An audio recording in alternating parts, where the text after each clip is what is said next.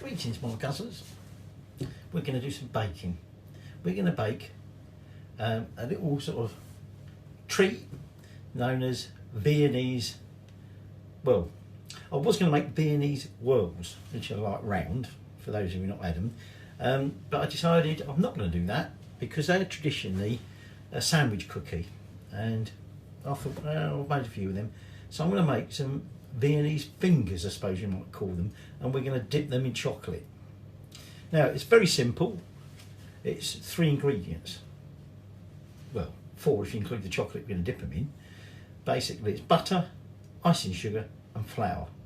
And it's quite heavy on the flour in this case, and that's what gives these biscuits their characteristic. Okay, so we're going to make some Viennese fingers. Now, I want to make quite a lot of these because I'm going to sort of split them up and give them to various people.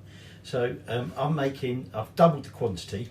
So in here I've got 450 grams of softened, or fairly softened, unsalted butter. Ideally we want it softened, but it's a bit cold in here, so it ain't on that much. And then we're just going to put the beater onto that, and we're just going to get creaming that together. Now, like I said to you, there's only 2 other ingredients, some icing sugar, and I've got 90 grams of that there. And then my flour, we split. So I've got 230 grams of flour, which will be the first batch going in. And then when that's all been incorporated, we put the second batch of flour in, and that's another 290 grams. Okay, like I say, normally you would have half those quantities. Okay, so I'm just going to get this creaming together. So I've had a little scrape down, and now I'm going to add in, like I say, 90 grams of icing sugar. And then we're just going to gradually beat all that in, and we're going to get that all beaten together, mixed together, beat it together until it's got a nice pale colour. So that's now nicely mixed together, and what I'm going to do is I'm just now going to add that first lot of flour, and then we're just going to beat that in until the flour's just about all incorporated before we add our second lot. So that's gone in, the first lot. You could have a scrape down if you need to. I don't think I need to at this stage, but I will probably have to at least once or twice. The other thing, you want to get your oven on at about 180, 190 fan. Okay, and I've got some baking trays here lined with baking paper or parchment paper, or whatever you want to call it. And you're going to need a piping bag with preferably a nice large star nozzle.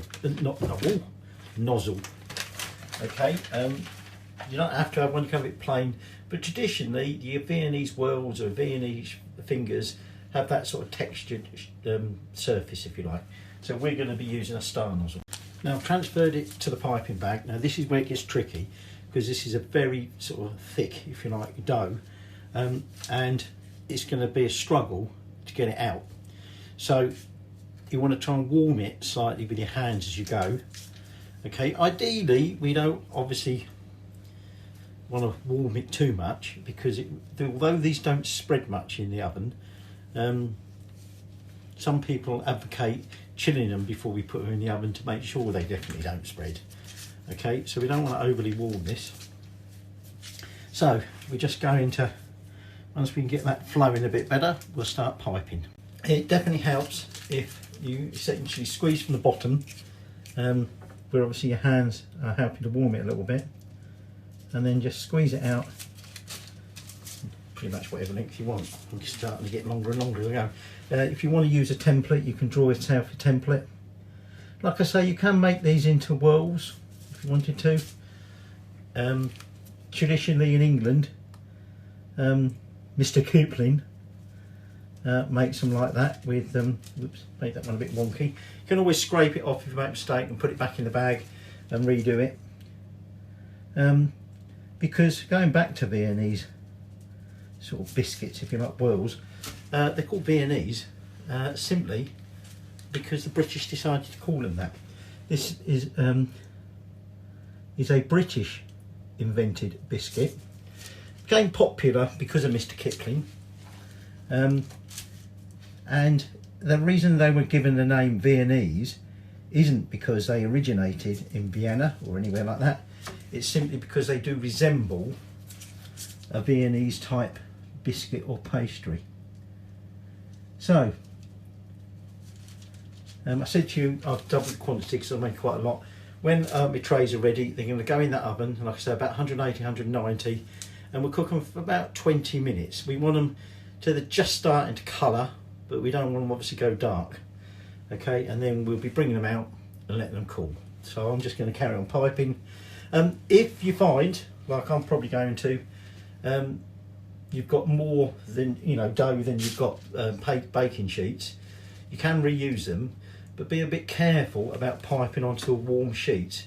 Let them let them cool down before you start piping them again, because you're going to warm the dough too much, and then you might find they do start spreading. So that's the first batch out of the oven. I've transferred, well, let them cool for about 5 minutes on the tray, and then I've transferred one tray already onto the wire rack.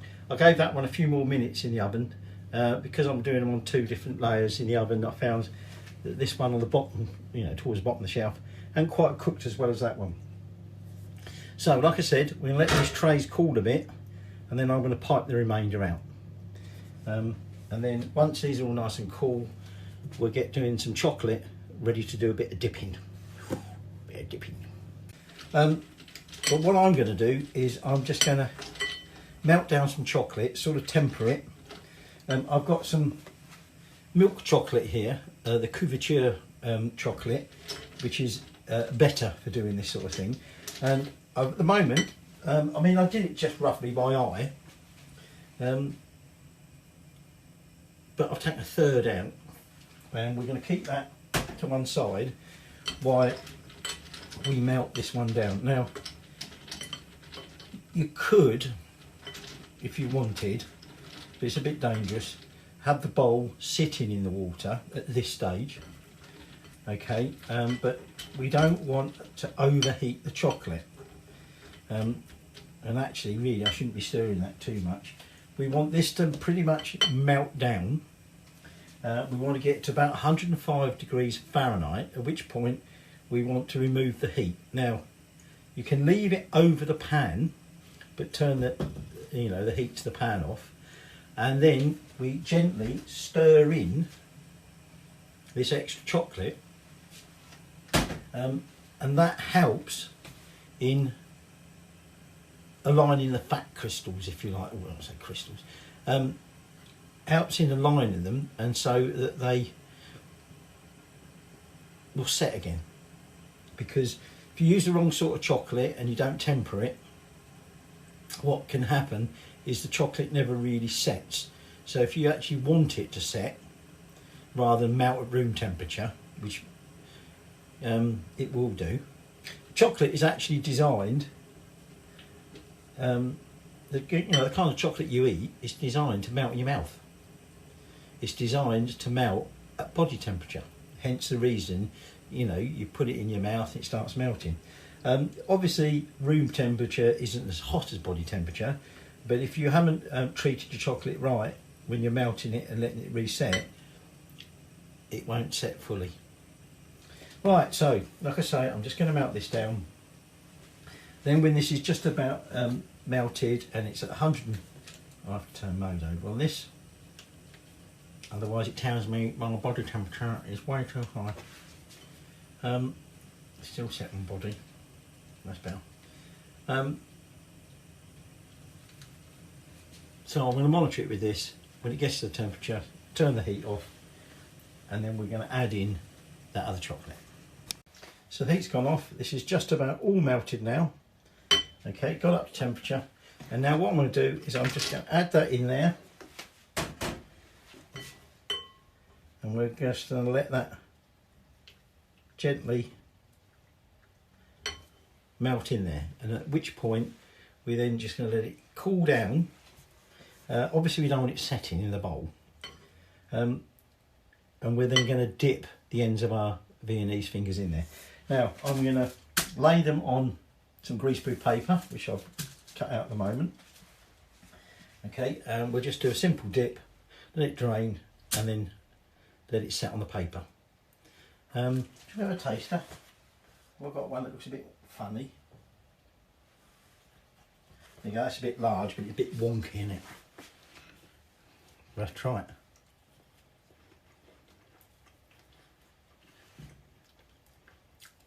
Very soft, as you expect.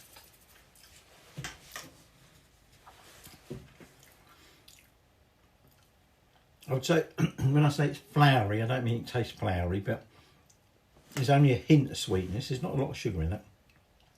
Slightly buttery, but not a lot.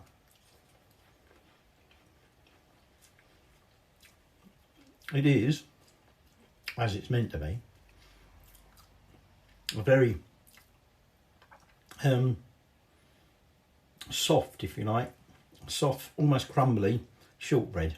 So it's not like a hard shortbread, but it is very reminiscent of shortbread. It's just not that hardish texture. Oh, one final word of warning when you're doing this: even though you're doing this over water, be very careful. Don't get any water in there. Get water in there, the chocolate seizes, it goes. You don't want to use that then. That's no good. So that extra chocolate is almost melted in. Just finish this off, might as well now. And then, like I say, we just let this cool off a little bit. I'll take it off the pan, but we can leave the pan there because if it does start to set too much, we can just whack it back on. Pick up one of our fingers, we dunk it. We're not necessarily doing half of it. Don't you move now, you spatula. Let it drain a little bit, and then, like I say, we're just going to lay it on this greaseproof until it's fully set. I've tilted my bowl up slightly simply because I need the depth, and I could transfer it into another container, but what can happen is your chocolate starts to set a bit too quick. So I don't think I've got any danger of that at the moment, but there we go. We're just going to carry on dunking in chocolate. Ooh, kinky. And then I suppose we're just going to have to taste one with chocolate, aren't we? Here we go. Here's our finished biscuits. Okay, our Viennese fingers. Gee, I don't know if they're actually called Viennese fingers. I'm just calling them that because they're finger shaped, aren't they? So let's try one. So that one has a bit wonky. So I've already tried it before with the biscuit.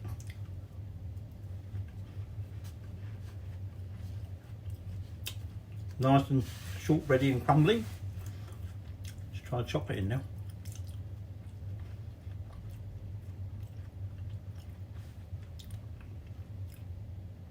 Chocolate shortbread, excellent. Not the easiest thing to talk with, but you shouldn't talk with your mouth full. So there you go.